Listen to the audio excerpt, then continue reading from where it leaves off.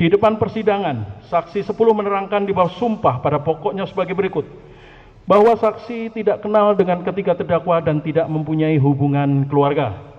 Bahwa pada tanggal 2 Januari 2025 sekira pukul 04.20 WIB saat saksi bersama saudara Muhammad Rizal Solahuddin Badri, saksi 11 masuk shift malam di Indomaret kilometer 45 Tol Merak, Jakarta. Bahwa pada saat saksi sedang membersihkan toko, saksi mendengar suara keributan dari luar toko.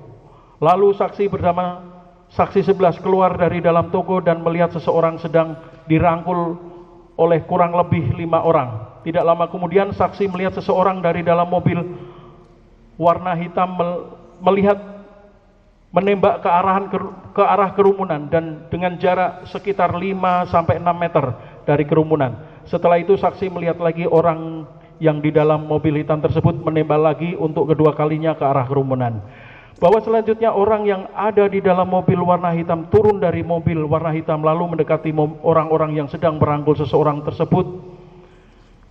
Saksi melihat orang tersebut menembak ke arah kerumunan dan mengenai salah seorang yang berbaju hitam. Belakang saksi diketahui bernama saudara Ramli.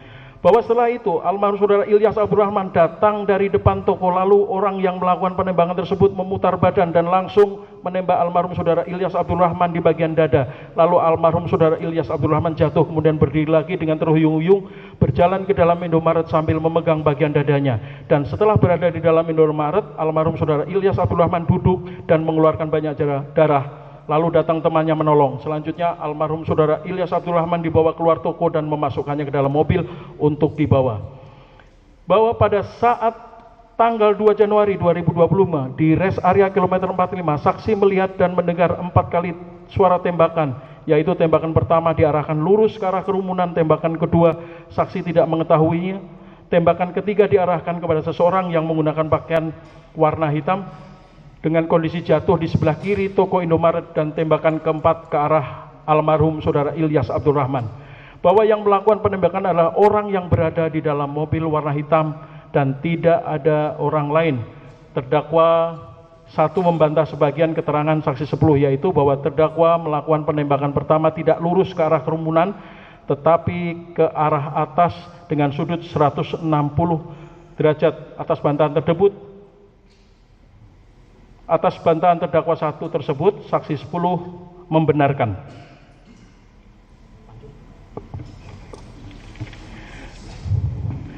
Saksi 11, nama lengkap Muhammad Rizal Solahuddin Badri. Pak Auditor, kita skors dulu ya.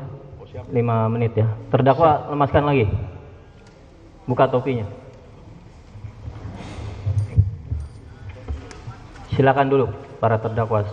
Sidang saya skors 5 menit. Ya, silakan.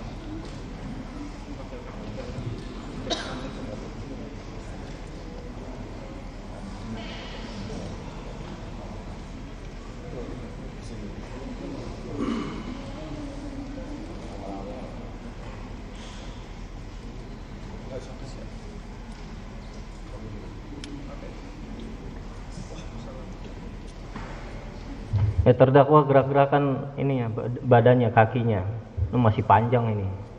Baru 10 saksi. Biar nggak kaku. Masih ada 9 saksi dan 3 terdakwa. Keterangan yang harus dibacakan. 9 tambah 3 12. Ditambah fakta hukum 14. Belum unsur-unsur. Ya, gerakan.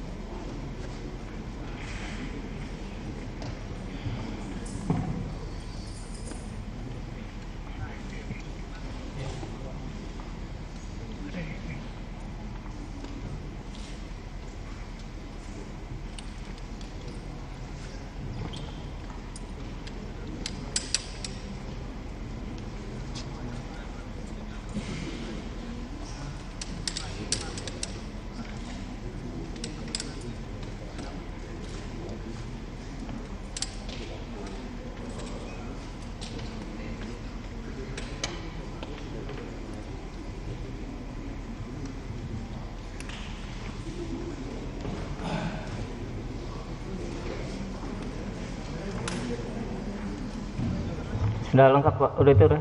Pak penasihat hukum, kita mulai. Silakan terdakwa.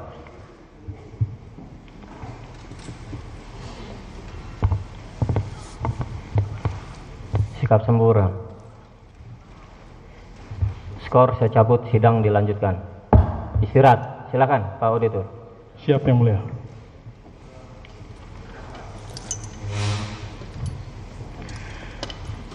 Saksi 11.